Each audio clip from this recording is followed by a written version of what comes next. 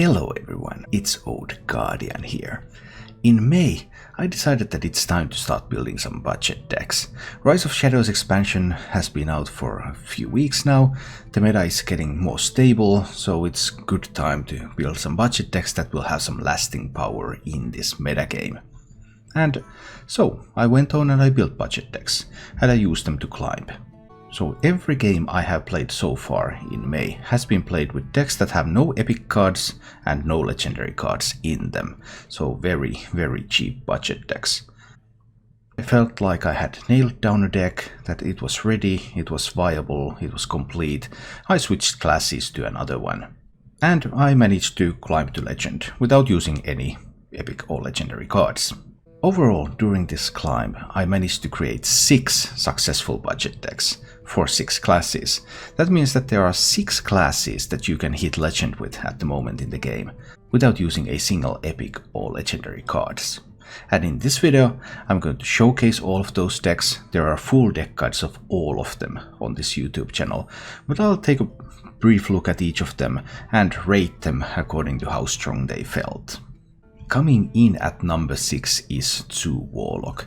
This particular 2 Warlock build costs 1380 dust, and it's a Mech 2.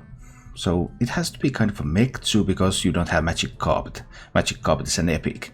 And building a Magic Carpet 2 is completely different from building a Mech 2. Magic Carpet 2 you just want to put in a lot of 1-drops, because then you want to get your carpet out there and you want to use your 1-drops to kill stuff. And then you also have access to cards like the Solarium and Archvillain Farm, so you can draw a bunch of cards more, and you can turn your deck into legendaries to fight value battles against something like Warrior, and none of those are available in this budget build. So what this budget build does instead is that it has a lot of death rattles, Mecharoos, Scarabecs, Harvest Golems, Replicating Menaces, so a lot of stickiness. It's difficult to get rid of all this stuff. And when you have some stuff on the board, you can war gear onto that stuff. Well, you can get some buffs going, or you can just play a Frostwolf Warlord. And these tools allow you to generate pressure.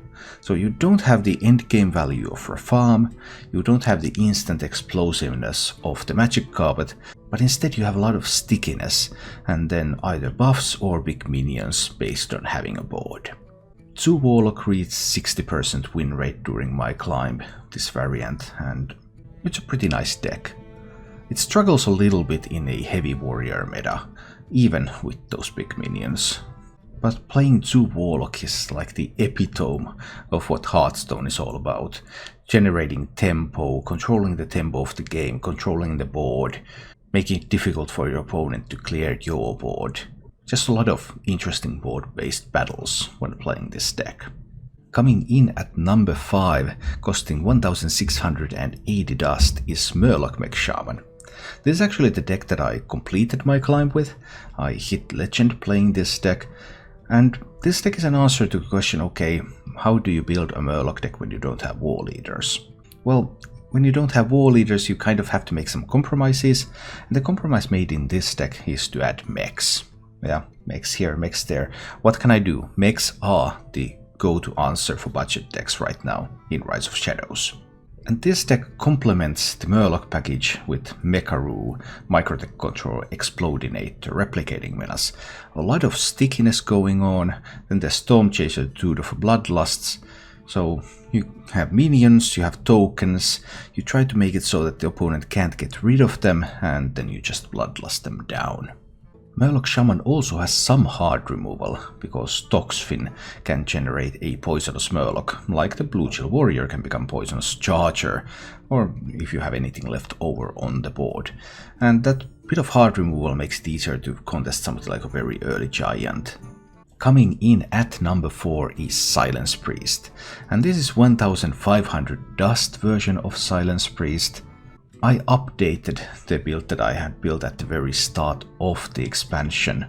I took out the Acolytes of Pain, I took out Wild Pyromancers, they didn't seem to be performing that well. There is still some AoE potential in this deck because I added Orkanai Soul Priests, so you can use Orkanai Circle to clear up some boards. But other than that, the deck is now more embracing its aggressive nature.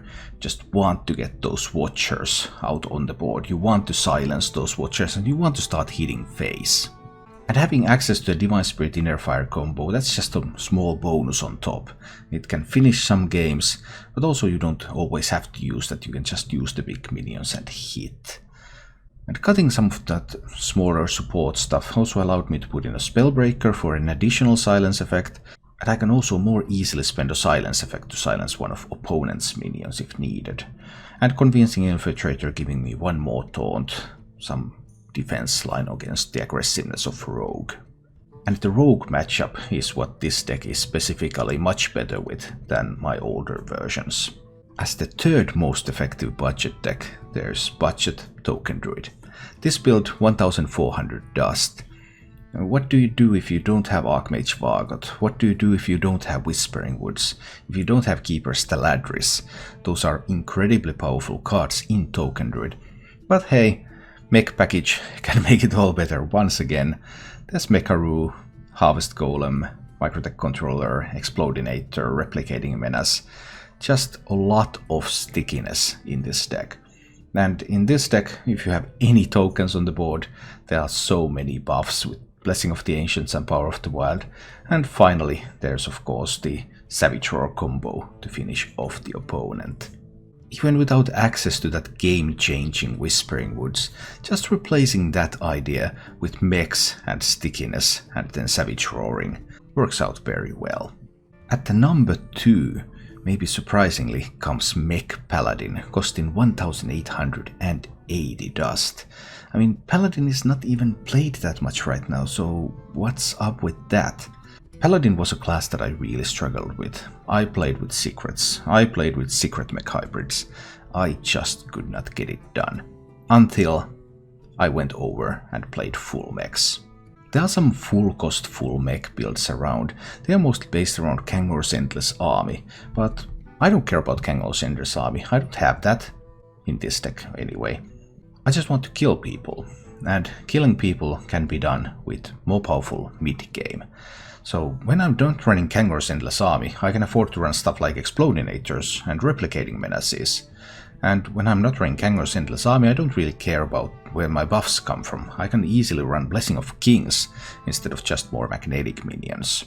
And this stronger mid-game push, still combined with Mechano Egg and Mechanical Whelp being very annoying and difficult to remove, means that this deck can actually do things much faster than the traditional Kangor's build.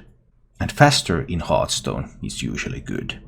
What the deck is lacking is any sort of hard removal, and I think that's kind of inevitable. I don't think running something like Equality fits this deck. What I have instead is Aldo Peacekeeper. So Aldo Peacekeeper is great against rogues, for example, because they play Big Edwin, you give that Edwin one attack, and cool, you're done with that. It's less great against mages, because they play a Mountain Giant, you give the Mountain Giant one attack, and then they conjure a Skull it. But overall, heavy tempo swinging mech deck with just some pure mid-range power did work out extremely well during my climb. And finally, the number 1, Budget Bomb Hunter, 2040 dust. There are lots of rares in this deck, but still no epics and no legendaries, so not even a Ziliax, nor a Leroy, nor a Boommaster Flock. So what does this deck do differently then? Because you always have to do something differently, unless you just want your budget deck to be a watered down version of the meta deck, and you don't want that. Then you don't really challenge the meta decks. You want to do something different, and the thing that this does different is that this is sort of a combination between Bomb Hunter and Mech Hunter, because it runs Mechanical Whelps for value. It's a little bit slower than the pure Bomb Hunter, but it has the ability to create some bigger minions, and with 2 copies of Defender of Argus, this can also defend itself quite well. And one of the main strengths of Bomb Hunter in general is that crazy access to hard removal. Venomizer and Spider Bomb, that's a ton of hard removal right there. So even though it's an aggressive deck, it can also answer just about any threat, and it has a bunch of value there at the top end with War Gears and Mechanical Whelps. Just a really interesting and fun deck to play. So that's my top list of budget decks for Rise of Shadows expansion. I used all of these 6 decks to climb ranks during my Legend climb in May. I can testify that all of these are playable up to Legend. So reaching Legend with no epics, no legendaries, with 6 different classes is possible in this metagame, and that is unique in Hearthstone's history. Thank you for watching. If you enjoyed the show, please click the like button and subscribe to my channel for more.